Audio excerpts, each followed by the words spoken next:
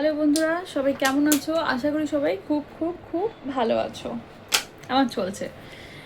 কি বলি বলো তো, আজ তো স্বাধীনতা দিবস। তো যাই হোক, তোমরা বলে এই নিয়ে কোনো আমি শর্ট পোস্ট করিনি, কিছুই করিনি। কারণ দেশ তো স্বাধীন হয়েছে, ঠিক কথা, ঠিক কথাই। 15ই আগস্ট দেশ স্বাধীন হয়েছে, কিন্তু মেয়েরা কি স্বাধীন হয়েছে? মেয়েরা কেন, নট অনলি মেয়ে, ছেলেরাও কি স্বাধীন হয়েছে? আমি তো আমার আমার যদি ব্যক্তিগত অভিজ্ঞতা বলো বা আমার আমার এই যতটুকু আমি আমার দ্বারা রিয়েলাইজ করি, আমার দ্বারা যেটা মনে হয়, সত্যি কথা বলতে আমি সেটাই তোমাদেরকে বলি। আর তোমরা সেটা যথারীতি শোনো, ভালো লাগে যাদের ভালো লাগে, যাদের খারাপ লাগে লাগে।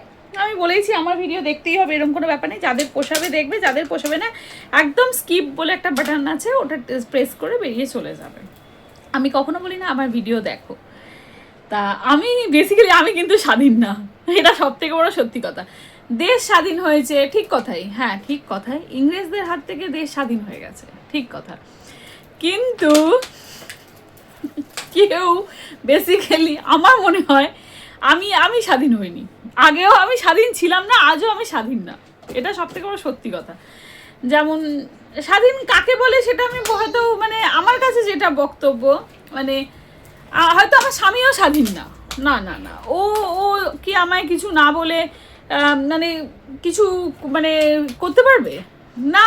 ও ডেফিনেটলি, কারণ একটা মানুষ যখন আর একটা মানুষের সাথে সংসার করে, সেদিনই তার স্বাধীনতাটা সেখানেই বাস করে দেয়।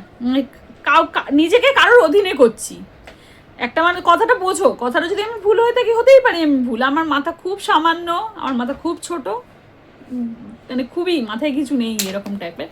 কিন্তু যখন একটা মানুষ সংসার করছে, মানে আমি কারোর দায়িত্ব নিচ্ছি, তার অধীনে আমাকে করছি, আর সেও তারও বক্তব্য তাই যে সে আমার দায়িত্ব নিচ্ছে, আমার অধীনে তাকে করছে।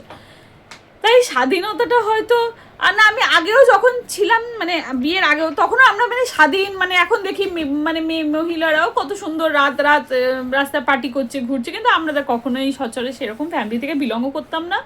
আমরা খুবই সাধারণ মধ্যবিত্ত একটা ফ্যামিলি থেকে বিলং করতাম, আজও খুবই সাধারণ মধ্যবিত্ত ফ্যামিলি থেকে বিলং করি। তো সেই জন্য আগেও কখনো স্বাধীন ছিলাম না, কারণ 19 থেকে 20 হলেই মার কেলানি থাপ্পড় চুলোচুলি বাড়িতে লেগেই থাকতো।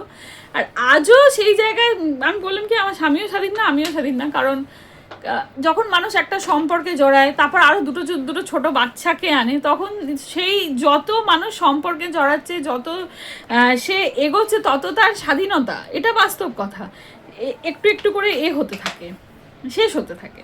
আর স্বাধীনতা আমি তো হইনি স্বাধীন, আমি তো জন্ম থেকেই স্বাধীন হইনি, আর আমি তো জন্ম থেকেই স্বাধীন না। যাই হোক, মজা করলাম। তো সেই জায়গায় এটাই সব থেকে বড় সত্যি কথা। মানে আমি আমার বারবার বলি, আমি আমার অভিজ্ঞতার কথা বলি, আমি আমার যেটা বাস্তব, আমার যেটা মনে হয় আমি সেটা বলি। এর জন্য মানে কোনো কাউকে ব্লেম বা কোনো কেউ এরকম ভেবো না।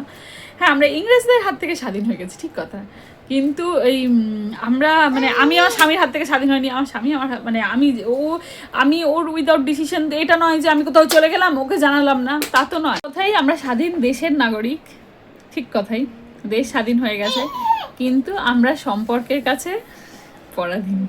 আমার এটাই বলার ছিল, এই না যে দেশ স্বাধীন হয়নি বা স্বাধীন, না না না, ডেফিনেটলি দেশ স্বাধীন হয়েছে, আমরা সবাই স্বাধীন দেশের স্বাধীন নাগরিক, কিন্তু আমরা সম্পর্কের কাছে পরাধীন, এটাই সত্যি কথা।